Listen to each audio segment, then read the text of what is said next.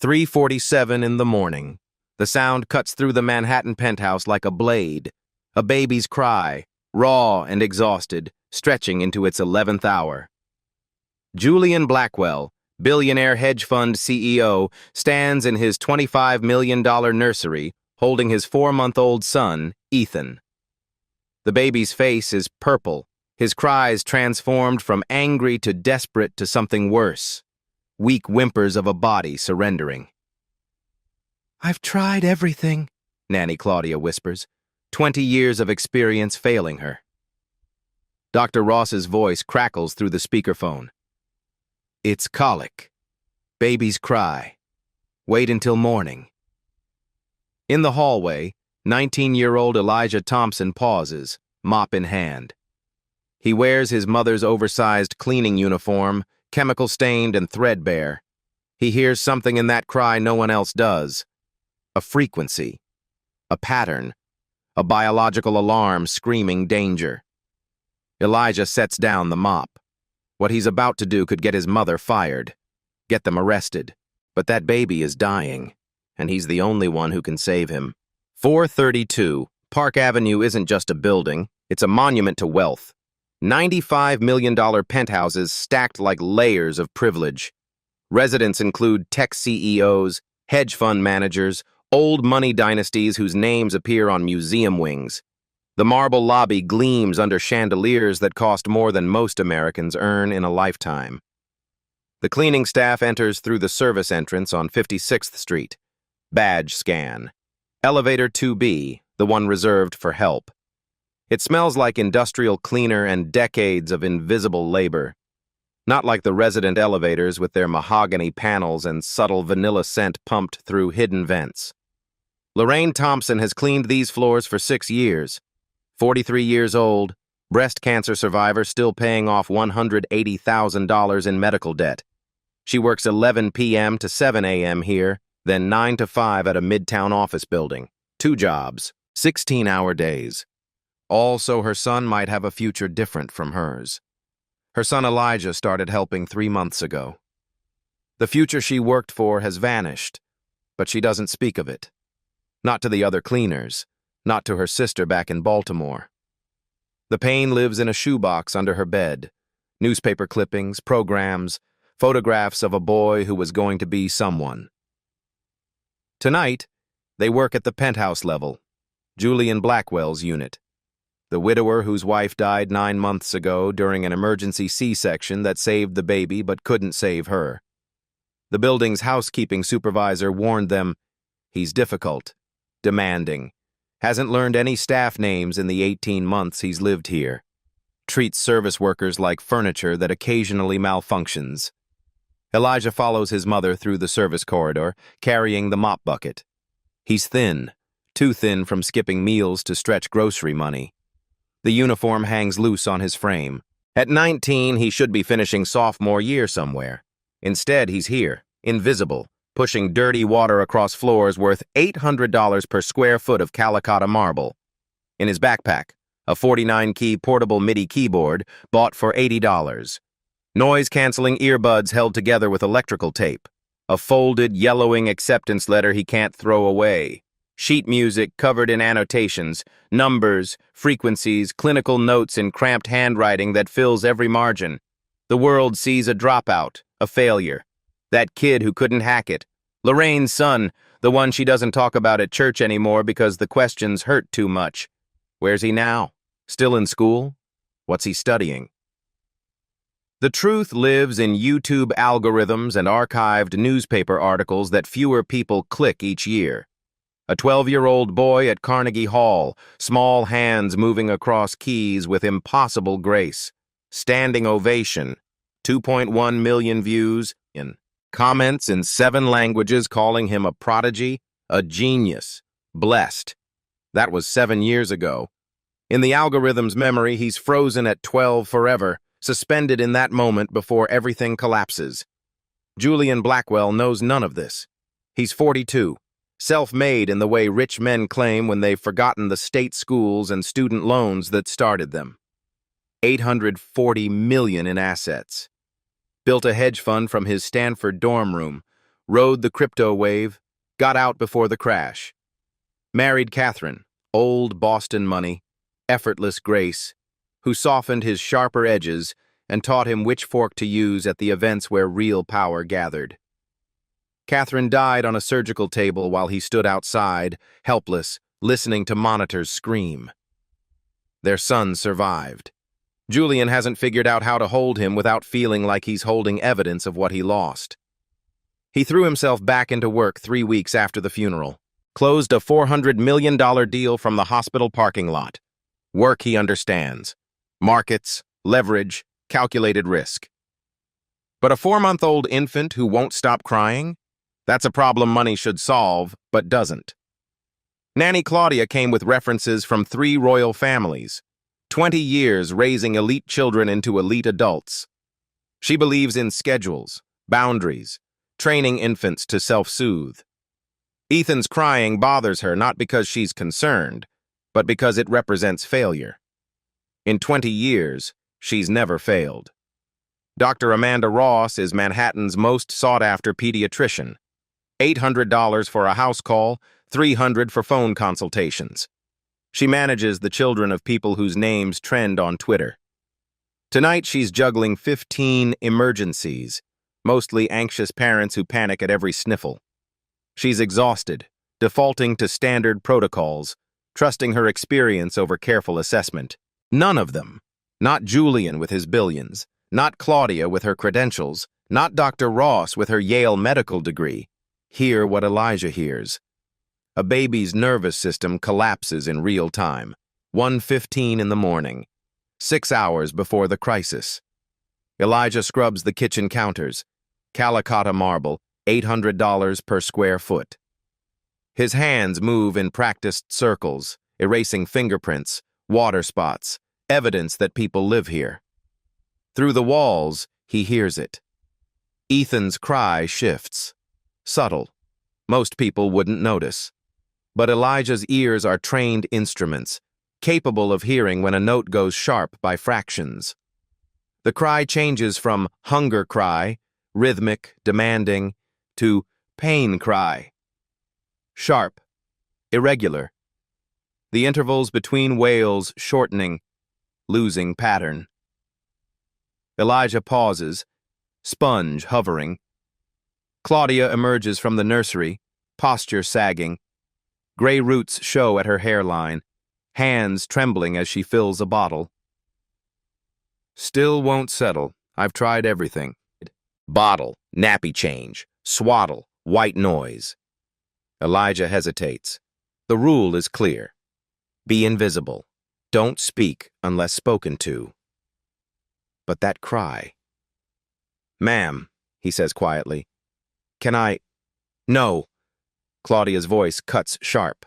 Her exhaustion has stripped away professional veneer. Please just finish the kitchen. We have professionals handling this. Translation. You're the help. Stay in your lane. Elijah's jaw tightens. He returns to scrubbing, but his ears track every sound. The white noise machine's static. Claudia's murmured attempts. Ethan's cries climbing higher, more desperate. 2:33 a.m. The crying intensifies. Julian's voice, frustrated, cracking. I'm paying you $4,000 a week, Claudia. Make him stop. Sir, I'm trying everything.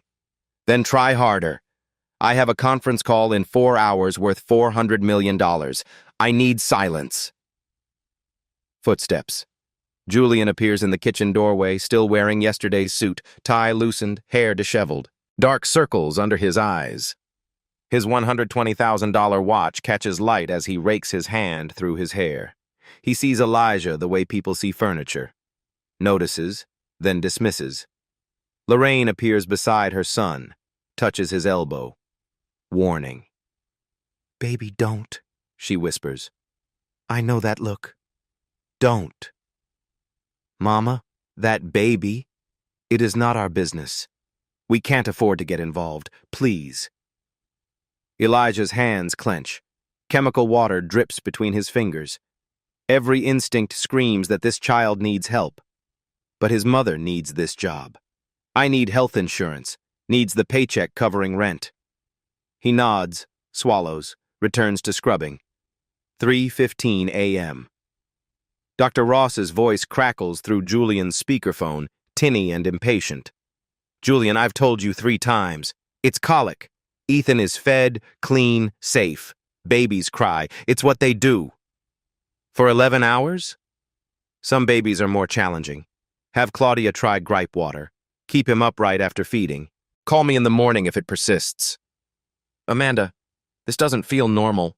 Julian. Dr. Ross's authority sharpens. I've been a pediatrician for 20 years. I've seen thousands of colicky babies. Trust me, he's fine.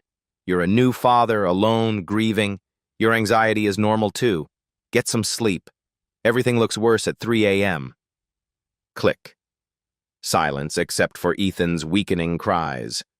Elijah, mopping outside the nursery, freezes. He knows that cry pattern, studied it in clinical observation, wrote 15 pages analyzing infant distress signals. Memory, Professor Martinez's classroom at Juilliard, spring 2021. Students hunched over laptops, analyzing audio files. Martinez plays recording 23B. Note the frequency shift. This 4-month-old is experiencing severe distress combined with exhaustion-induced dysregulation. The cry moves from 480 Hz to 520. The vagal nerve is compromised. Standard soothing fails. You need auditory intervention, 432 Hz combined with rhythmic frequencies matching pre-distress heart rate. 17-year-old Elijah's hand shoots up. What happens without intervention? Martinez's expression sobers. Seizure risk increases after 12 hours of sustained crying. The body's regulatory systems fail. It's rare, but infants have died from untreated regulatory distress. Present moment. Elijah's breath catches. That's what he's hearing. Ethan doesn't have colic. He has infant regulatory disorder. His nervous system stuck in fight or flight. His 4-month-old body can't reset itself. Without intervention, he could seize. Or worse. Elijah sets down the mop, hands shaking. 3 years of silence, of swallowing knowledge, of being invisible. It collides with the reality of a dying baby 15 feet away. He walks to the nursery door, knocks softly. Claudia opens it, eyes red. What? Ma'am, I know about babies. I studied infant development. I can help. You're 19 years old. Condescension drips. I've done this for 20 years. I don't need advice from the cleaning boy. Please, just listen. Julian appears behind Claudia, wild-eyed, desperate, furious. What's going on? Sir, the cleaning staff is... I can hear him, Elijah interrupts, voice shaking. The frequency of his cry indicates vagal nerve compromise. Frequency! Julian's face twists between disbelief and rage. Are you serious? You're wearing a cleaning uniform, which means you're not a doctor, not a nurse, not anyone whose opinion matters here. Sir, I studied music therapy for infants at Juilliard. You studied? Julian steps forward, height, fury, panic focused on this teenager. Let me be clear. You're here to clean. My son is my responsibility. I've consulted with a real doctor, someone with actual credentials, who assured me he's fine. Now do the job you're qualified to do. Mr. Blackwell, please, your son is... Lorraine! Julian's voice cracks like a whip. Lorraine appears, horror dawning. Elijah. Control your son or you're both fired. Do you understand? Both. Fired. Tonight. The words land like blows. Lorraine grabs Elijah's arm, fingers digging. Come here. Now. But Mama, now. Elijah backs away, tears burning. In the nursery, Ethan's cries weaken. Not improvement. A body giving up. In the service hallway, Lorraine grips his shoulders. Baby, I know you want to help, but we can't afford this. I'll lose this job. We'll lose the apartment. Your college fund is gone for my treatments. We have nothing left except this. Mama, that baby could die. And we could end up homeless. Lorraine's voice breaks. Eyes fill. I'm sorry. So sorry. But we have to survive. Please. Just finish the shift. Stay quiet. Be invisible. Elijah sobs into his mother's shoulder. This is what poverty does. It takes your voice, your dignity, your right to know something. Because when you're poor, your knowledge doesn't count. You can have genius training, but if you're wearing the wrong uniform, born into the wrong tax bracket, you're nobody. You're invisible. And being invisible means watching someone die while staying silent. 4:02 a.m. Elijah sits in the service hallway, back against the wall, head in his hands. He's supposed to be mopping the corridors on floor 69, but he can't move. Ethan's cries echo through the ventilation system. Weaker now. More spaced out. That's worse. He closes his eyes. His training kicks in. Involuntary, automatic, impossible to shut off. Analysis mode. Cry frequency, 520 to 540 Hertz. Elevated, severe distress. Pattern, irregular intervals. 3 seconds cry, 1.5 seconds pause, 4 seconds cry, 0.8 seconds pause. No rhythm, no regulation. Vocal cord strain. Hoarseness developing. Sign of prolonged crying beyond 10 hours. Respiratory pattern. Shallow, rapid. Hyperventilation indicators present. Diagnosis from 3 years of clinical training crystallizes. Infant regulatory disorder plus exhaustion-induced dysregulation. Prognosis if untreated. Next 30 to 60 minutes. Vagal nerve collapse likely. Following 1 to 2 hours, risk of infant seizure increases exponentially. Potential complications include aspiration, respiratory failure, cardiac stress. Standard medical treatment requires IV fluids, sedatives, hospital monitoring.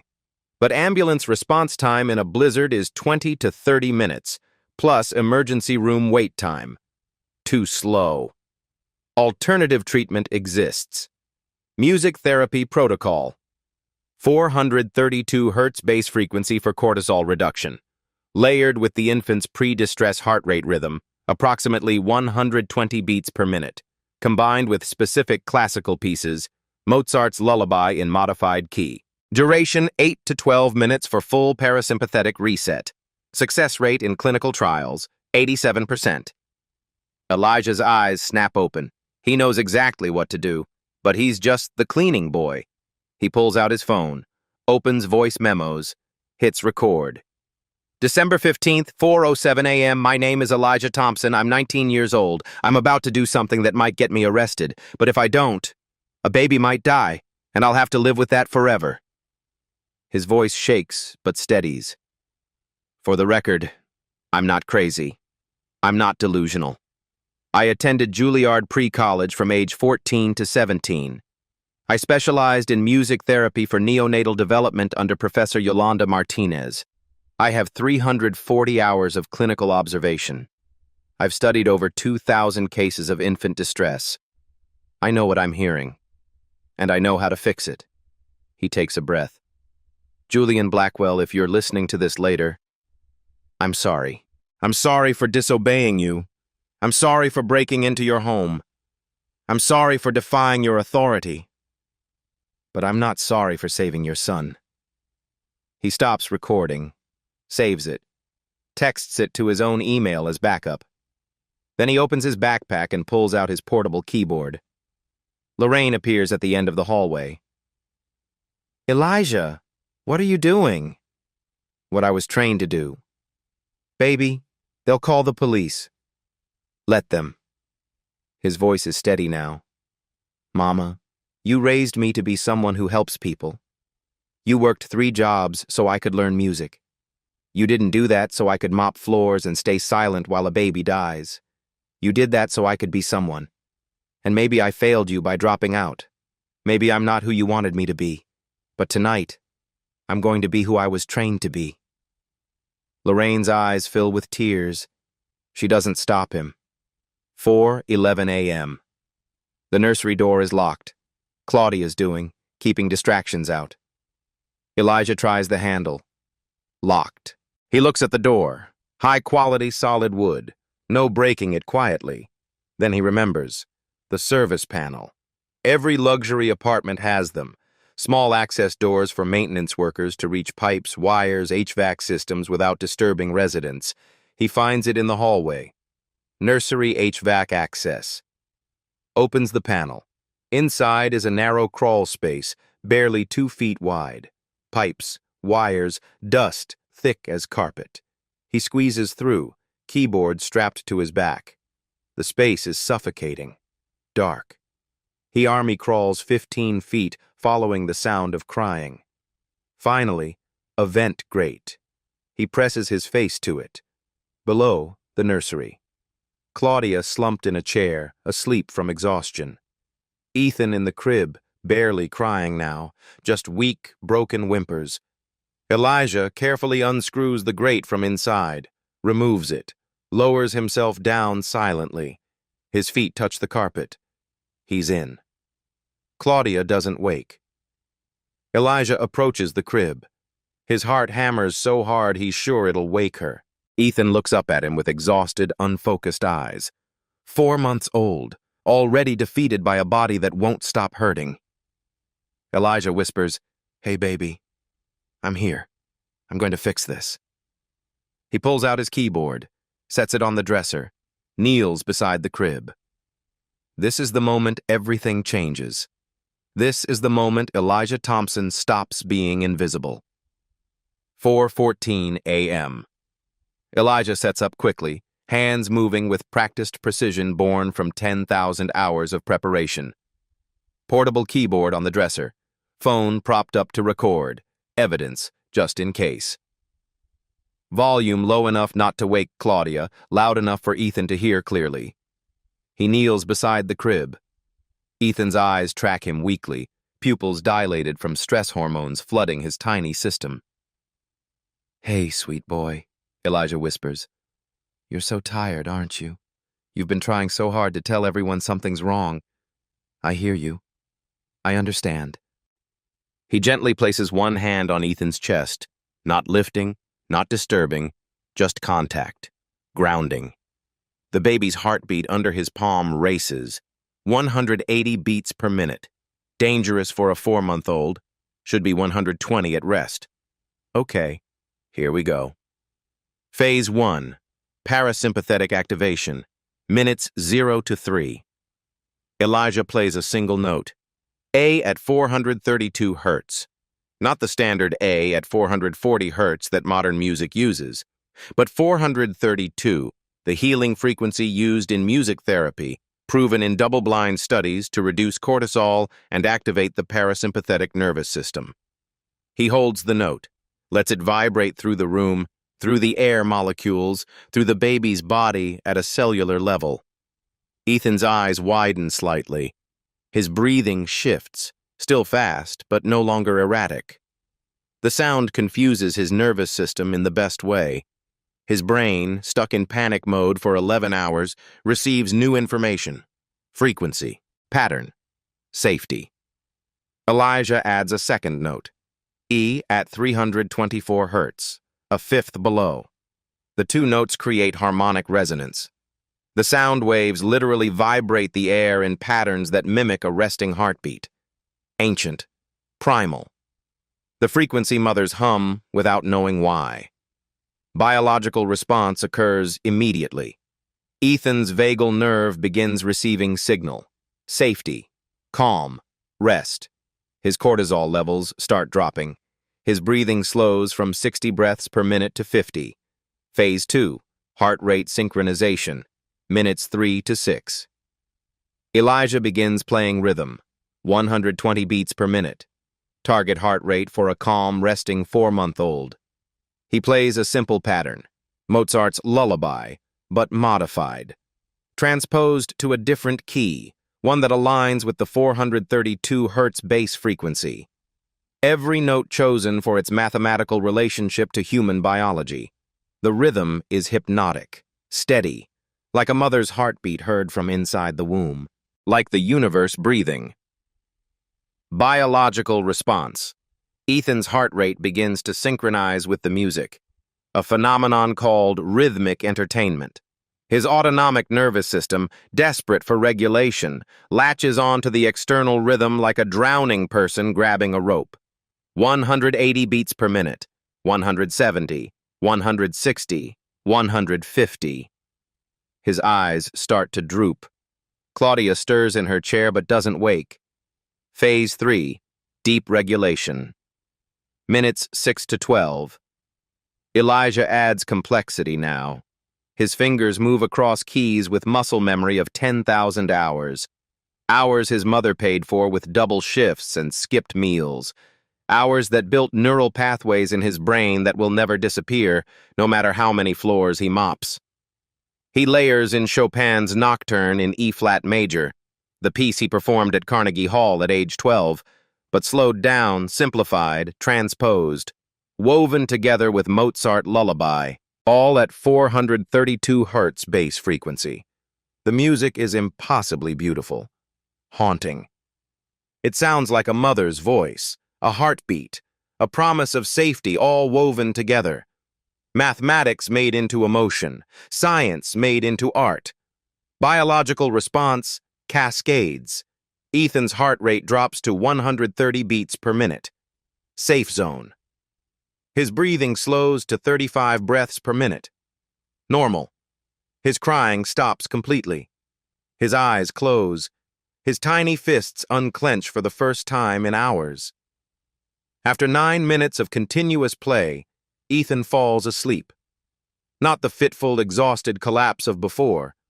Real sleep. Restorative. Peaceful. His chest rises and falls in perfect rhythm. His face smooths. The purple tint fades from his skin.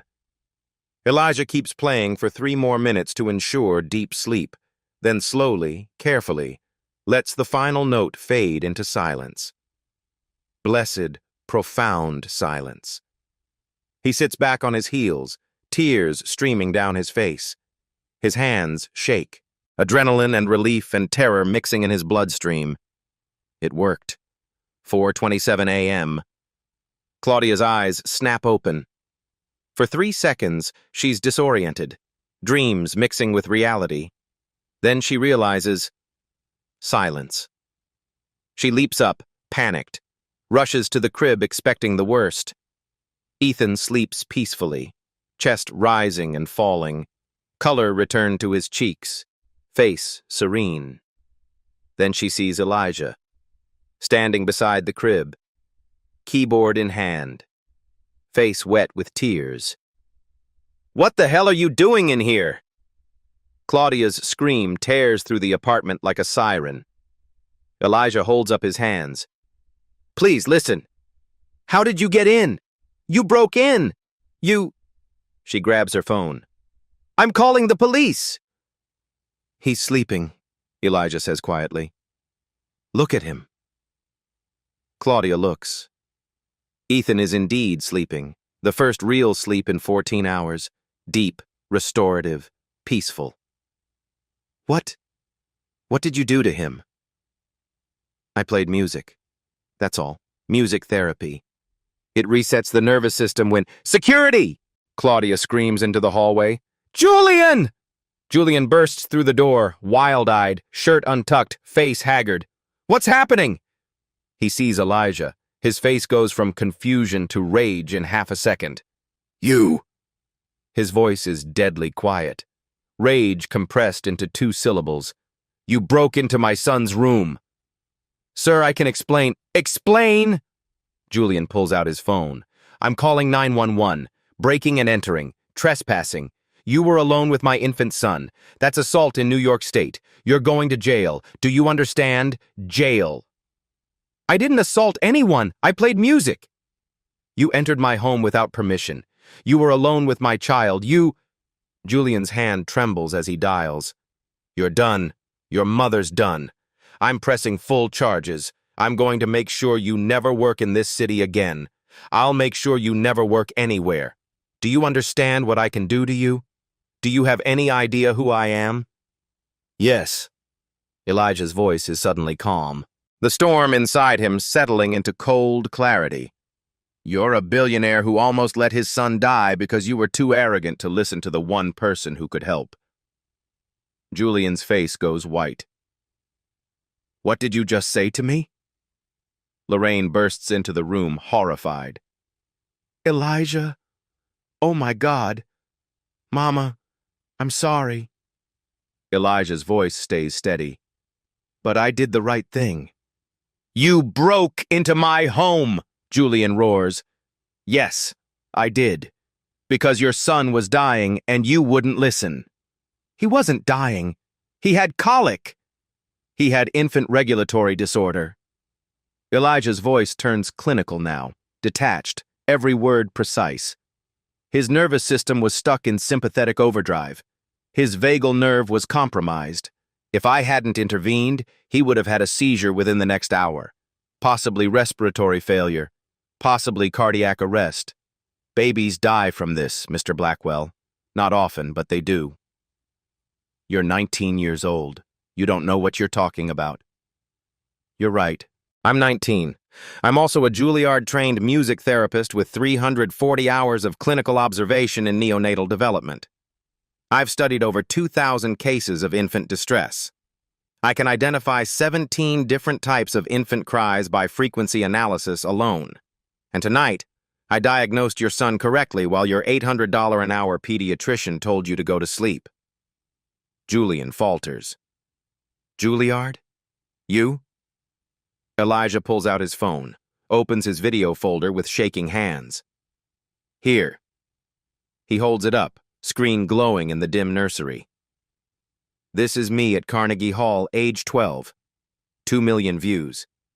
Here's my Juilliard acceptance letter. Here are my clinical observation logs. Here's a letter of recommendation from Professor Yolanda Martinez, head of the music therapy department. Here's my research paper on frequency-based parasympathetic activation in colicky infants. I presented it at the National Music Therapy Conference in 2021. I was 16. Julian stares at the screen, speechless. His finger hovers over the 9 on his phone, but he doesn't press it.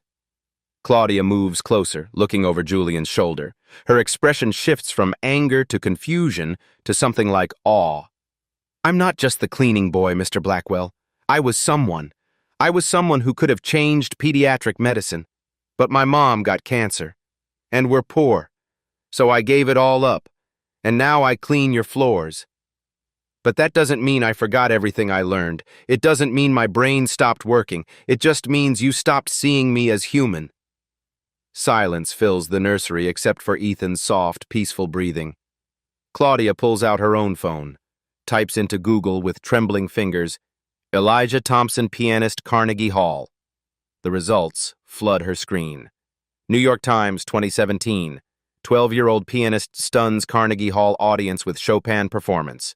Juilliard News, 2019. Pre-college student Elijah Thompson. Accepted early to undergraduate program, specializing in music therapy.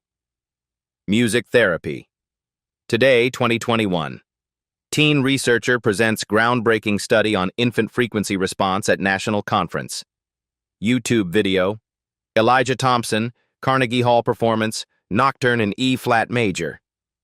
2.1 million views. Claudia clicks the video, turns up the volume slightly. A 12-year-old boy appears on screen. Small for his age, wearing a white shirt and black pants that someone clearly bought too big so he could grow into them. He sits at a Steinway grand piano that seems enormous compared to his frame. He places his hands on the keys and begins to play. Even through tinny phone speakers, the music is transcendent. Every note is perfect. Not technically perfect, beyond that. Emotionally perfect. A 12-year-old child playing with the depth of someone who's lived 80 years. Chopin would have wept. Claudia's hand flies to her mouth. Oh my God. Julian grabs the phone, watches. His expression crumbles with each passing measure. On screen, young Elijah plays the exact same piece he just performed for Ethan. The same notes, the same phrasing. the same soul-deep understanding of how sound becomes healing. The video ends with a standing ovation. The camera catches young Elijah's face, overwhelmed, tears in his eyes, bowing awkwardly like he doesn't quite believe this is real. Comments scroll below. This child is not human. This is angelic. I'm a concert pianist with 30 years' experience. This 12-year-old plays better than I ever will. Where is he now? Someone please tell me he's still playing. Julian looks from the phone to Elijah. Back to the phone. Back to Elijah. That's... His voice breaks. That's the music you just played. For my son. Yes, Elijah says quietly. I've been playing that piece since I was 10. It's muscle memory now. I could play it in my sleep. Claudia keeps scrolling, finds an academic paper. Mr. Blackwell, look at this. Title: Frequency-Based Parasympathetic Activation in Colicky Infants, a Clinical Study. Author: Elijah L. Thompson. Supervisor: Professor Yolanda Martinez, Juilliard School. Presented at National Music Therapy Association Conference, 2021. Abstract: This study examines the efficacy of 432 Hz-based musical intervention in treating infant regulatory disorder.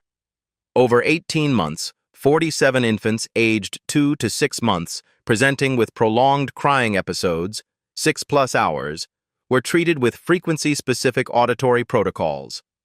Results showed an 87% success rate in achieving parasympathetic nervous system reset within 15 minutes of intervention, compared to 23% success rate with standard soothing methods. Julian reads it 3 times. His hands shake. 47 infants, he whispers. You've done this 47 times. In clinical settings, yes, under supervision. And tonight? You did it alone. In the dark. In a stranger's apartment. Under threat of arrest. Elijah nods. Julian's phone rings. He answers on autopilot. Julian Blackwell. Mr. Blackwell, this is Dr. Amanda Ross. I've been thinking about our conversation. I'd like to come by first thing in the morning to examine Ethan properly. The crying you described, 11 hours is longer than I initially realized, and I want to rule out... He's asleep, Julian interrupts. What? He's asleep. Peaceful sleep. For the first time in 14 hours. How? What happened? Julian looks at Elijah, really looks at him for the first time. Not at the uniform, not at the skin color, not at the assumptions, at the person. Someone who actually knew what they were doing helped him. He hangs up. Lorraine has been standing in the doorway, silent, tears streaming down her face. She watched her son be humiliated, watched him risk everything, watched him reveal the truth she's kept buried in a shoebox for 3 years. Julian turns to her. Did you know? About your son? Of course I knew. Lorraine's voice is thick with emotion, with pride, with grief. I'm his mother. She walks to her work bag. Canvas, worn, filled with cleaning supplies. From the bottom, beneath spray bottles and rags, she pulls out a shoebox. Remove the lid with trembling hands. Inside, newspaper clippings yellowed at the edges. Concert programs, awards, certificates, photographs. She hands them to Julian one by one. New York Youth Piano Competition, first place, Elijah Thompson, age 7. Lincoln Center Rising Stars Award, Elijah Thompson, age 10. Juilliard Pre-College Early Acceptance, Elijah Thompson, age 14. Photograph. Young Elijah on stage, holding a trophy bigger than his torso, beaming with gap-toothed joy. Photograph. Elijah with an elderly woman at a piano, his grandmother, Lorraine's mother, who taught him his first scales before she died. Photograph. Elijah in a hospital, wearing a volunteer badge, sitting with an infant in NICU, holding the baby with the careful tenderness of someone who understands fragility. Lorraine's hands shake as she holds each one. My baby was going to change the world. And then I got sick, and he gave it all up. For me. Why didn't you tell anyone? Julian's voice is raw, stripped of its earlier fury. Who would listen? Lorraine meets his eyes. We're the help, Mr. Blackwell. We're invisible. 5:03 a.m. Just as Julian is processing everything, as the reality of what he almost destroyed settles into his bones, Ethan makes a sound. Not a cry. Worse. A weak, gasping wheeze. Mechanical. Wrong. Everyone's heads snap toward the crib. Ethan's body is rigid. His back arches. His face turns blue. His eyes roll back. Seizure! Elijah screams. He's at the crib in half a second, his training overriding everything else. Fear, exhaustion, the knowledge that touching this baby again could send him to prison.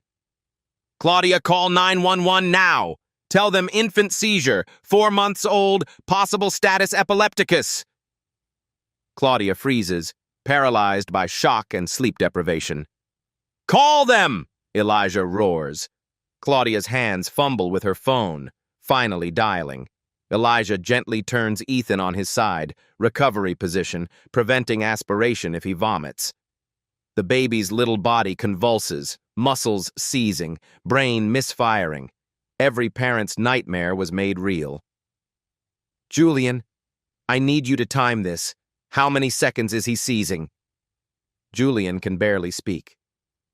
I don't... Time it!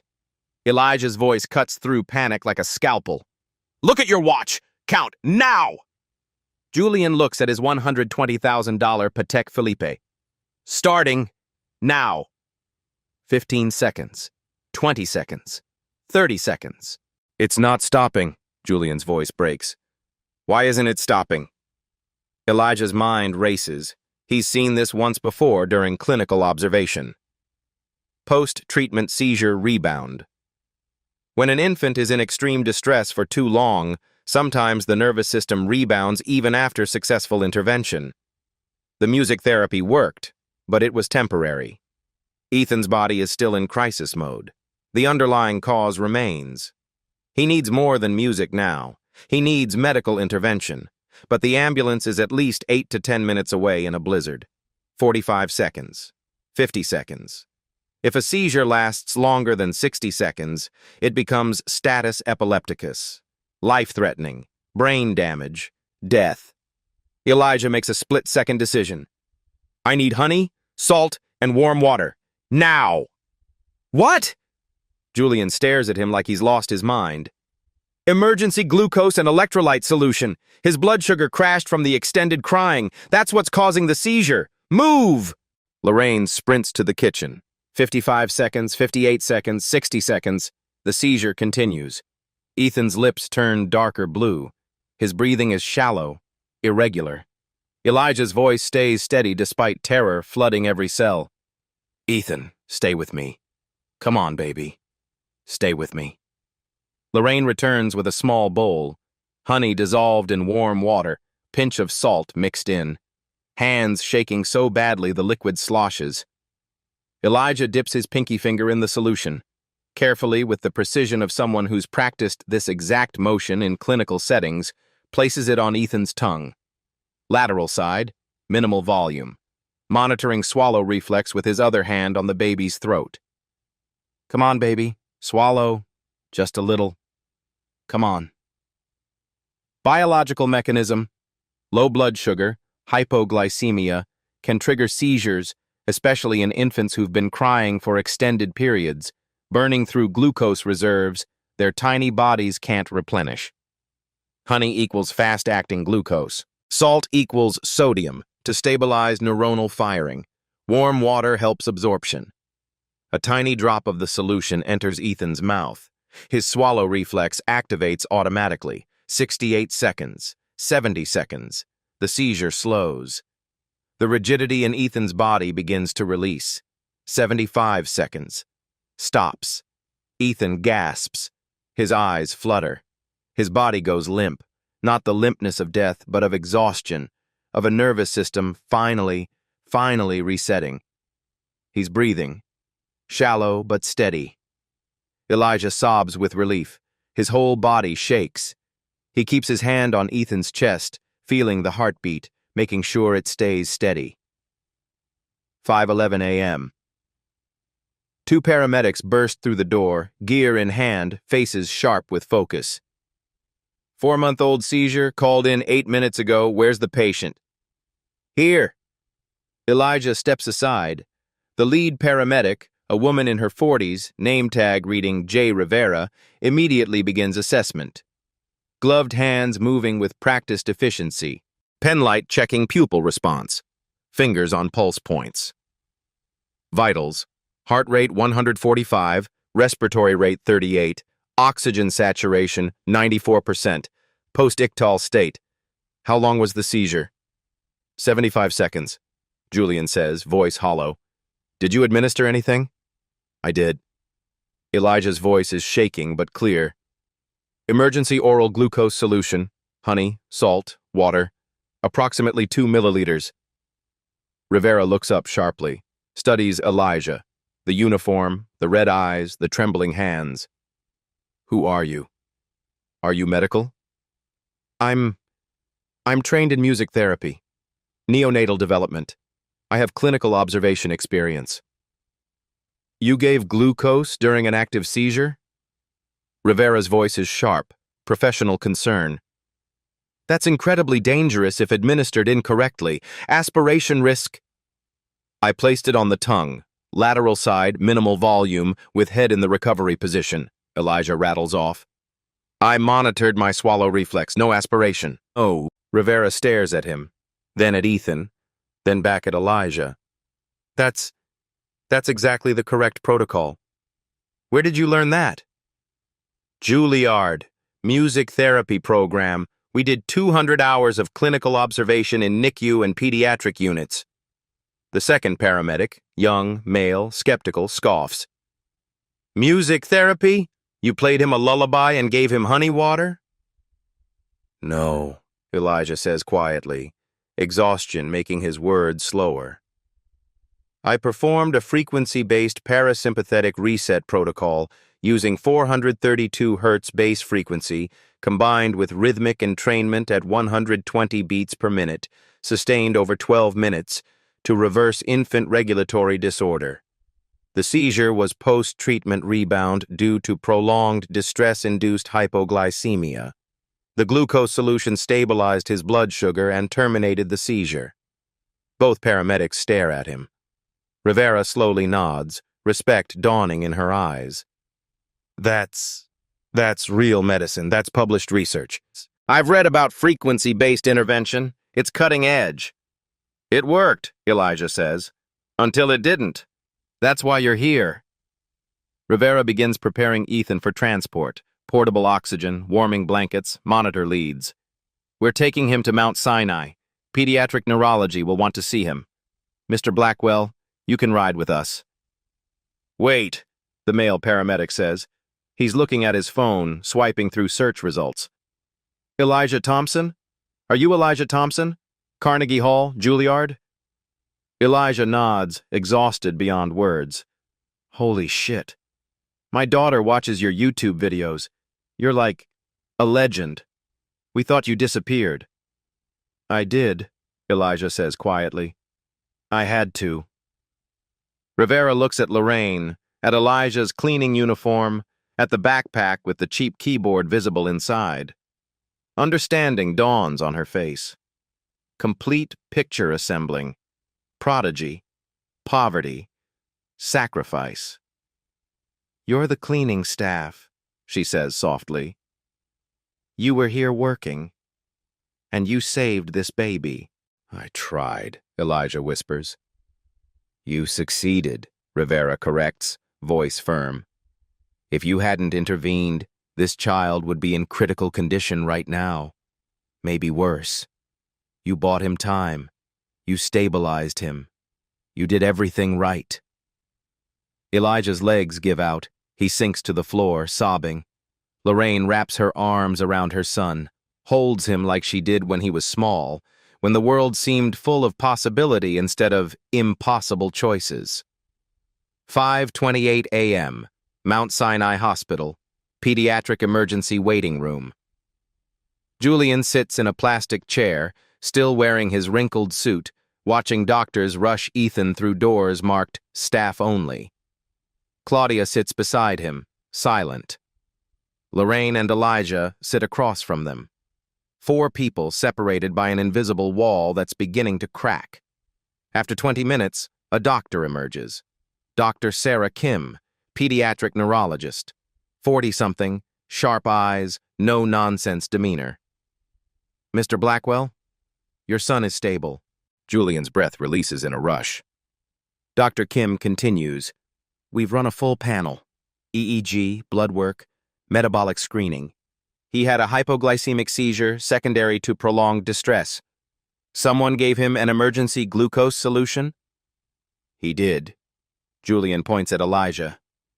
Dr. Kim looks at Elijah, sees the cleaning uniform, and her expression flickers with surprise. "Are you EMT trained?"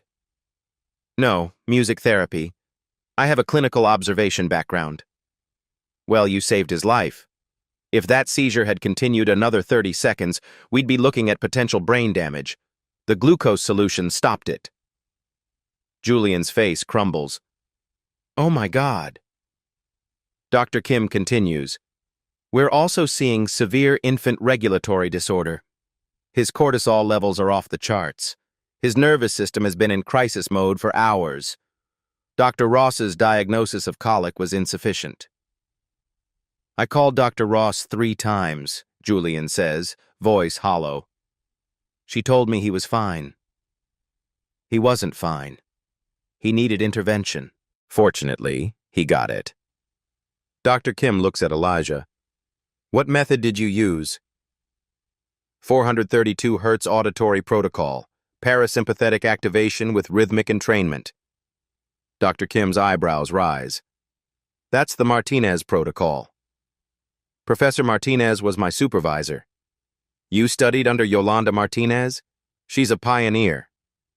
Dr. Kim pulls out a business card, hands it to Elijah. "When you finish your degree, call me. We need people like you." Elijah stares at the card, tears welling. "I'm not finishing my degree." "Why not?" Lorraine's voice. "We can't afford it." Dr. Kim looks at their uniforms. Understanding crosses her face. She turns to Julian.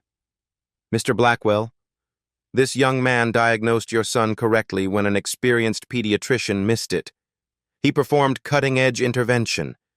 He saved your son's life while you threatened to arrest him. He's gifted. He should be in medical school, not mopping floors." She walks away. Silence. Julian stands and walks to Elijah and Lorraine. They flinch. Julian drops to his knees. "I'm sorry," he whispers. "I almost let my son die because I was too arrogant to listen, because you were wearing the wrong uniform, because you were the help, and you saved him anyway." Tears stream down his face. "What can I do to make this right?" Elijah's voice is steady. "You can listen. To people like us. To people you think are beneath you. Because we're not. We're just invisible. And we shouldn't be." Julian nods, broken. "I'm listening now.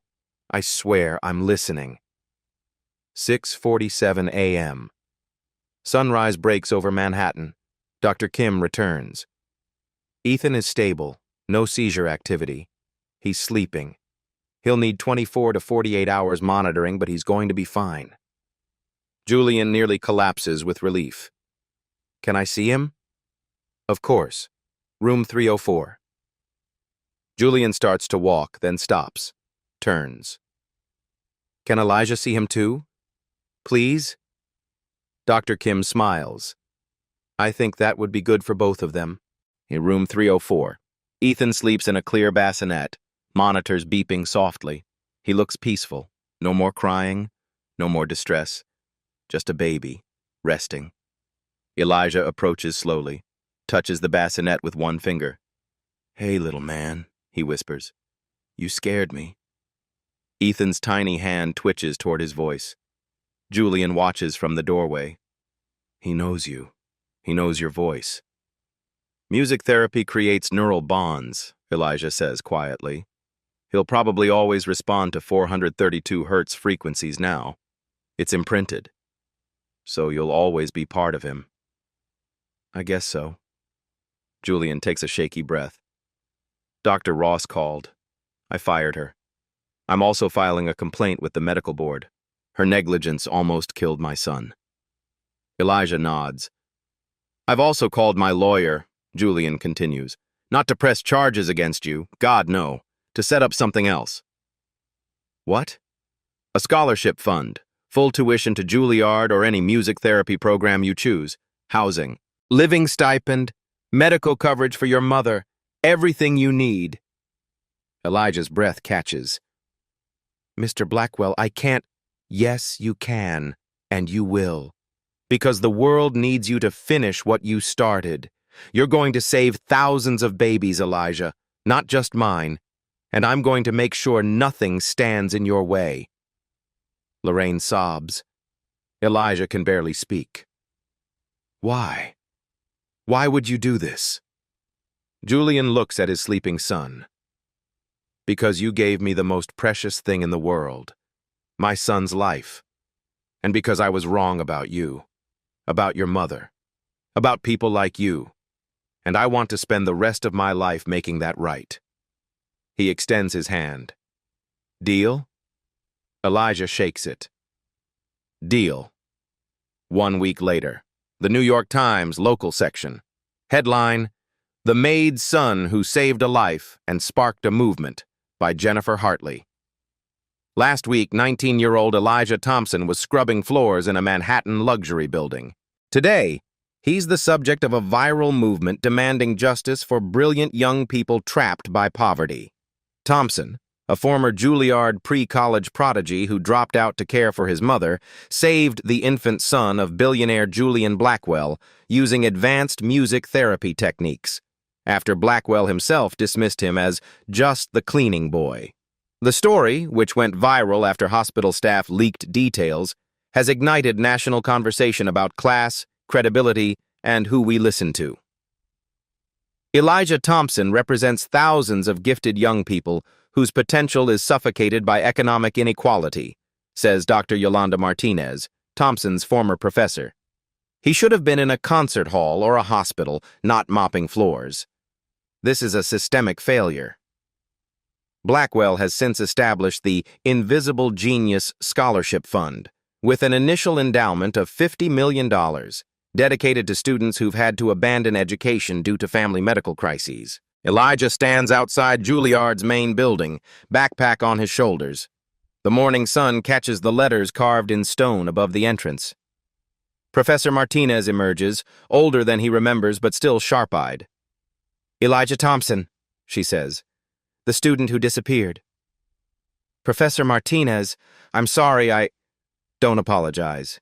You did what you had to do." She gestures inside. "Come. We have much to discuss." They walk through familiar halls. Elijah's chest aches with nostalgia. "Your application for readmission was approved," Martinez says. "Full scholarship, as I understand Mr. Blackwell arranged. You'll start next semester." "I don't know if I deserve—" "Deserve?" Martinez stops walking, turns to face him. "Elijah, you performed the Martinez protocol perfectly in a crisis situation with no supervision, no backup, and under threat of arrest. You diagnosed correctly when experienced physicians failed. You saved a life. If you don't deserve to be here, then none of us do." Elijah's eyes fill with tears. "Welcome back," Martinez says gently. "We missed you." Lorraine Thompson no longer works night shifts. Julian Blackwell hired her as Director of Household Operations, a real position with real salary. $120,000 per year, health benefits, retirement plan. But more importantly, she's cancer-free. The treatments Julian's fund paid for worked. She stands in Elijah's new apartment near Juilliard, paid for by the scholarship. Hanging up the last photograph. Elijah at Carnegie Hall, age 12. "Mama," Elijah says, "you didn't have to do this." "Yes, I did." Lorraine smiles. "Because this is who you are. This is who you've always been. And I'm so proud of you." They hug, both crying. "I love you, Mama." "I love you too, baby. Now go change the world." Elijah sits at a piano in a Juilliard practice room. Late afternoon light streams through windows. He looks directly at the camera. "My name is Elijah Thompson. A week ago I was invisible. I wore a uniform that told the world I didn't matter, because I was poor, because I cleaned floors, because I was young, black, and uneducated. But here's the truth. Genius doesn't wear expensive clothes. Brilliance doesn't need a diploma to be real. And the people you ignore, the cleaners, the drivers, the help, they might be the most extraordinary people you'll ever meet. We're not asking for charity. We're asking to be seen. Because somewhere right now, there's another Elijah Thompson, mopping a floor, stocking shelves at 2 a.m., and they have a gift that could save lives, change industries, solve problems you didn't know existed. But you'll never know, because you're not listening, because they're wearing the wrong uniform. So here's my challenge. Look at the people you ignore, the waiter, the janitor, the delivery driver. Talk to them, ask their story, because some of them are geniuses, some are heroes. Some could change your life if you'd stop looking through them. And if you're one of us, the invisible genius, the forgotten prodigy, the person who gave up your dream because you had no choice, don't stop. Don't give up. Your gift is still there. Your story isn't over. Mine wasn't. And neither is yours. He begins to play. Chopin's Nocturne. The piece from Carnegie Hall. The piece that saved a life. If this story moved you, share it. Not for me, but for every invisible genius who needs to know they matter. Comment. Have you ever been invisible? Ever dismissed someone and realized you were wrong? Subscribe for more stories of ordinary people doing extraordinary things. Remember, the hero you're looking for might be wearing a uniform you've trained yourself not to see. Split screen appears. Left, Elijah in cleaning uniform, head down. Right, Elijah at piano, head high. Left fades. Right expands. Text appears. Elijah Thompson, full-time student at Juilliard, music therapy specialization. Lorraine Thompson, cancer-free and thriving. Ethan Blackwell, healthy, happy baby. Invisible Genius Scholarship Fund, 47 students helped. Julian Blackwell learned, humility is priceless. The music continues. Soft, healing, fade to black. #see the invisible, #invisible genius. At Black Voices Uncut, we don't polish away the pain or water down the message. We tell it like it is because the truth deserves nothing less. If today's story spoke to you, click like, join the conversation in the comments, and subscribe so you'll be here for the next Uncut Voice.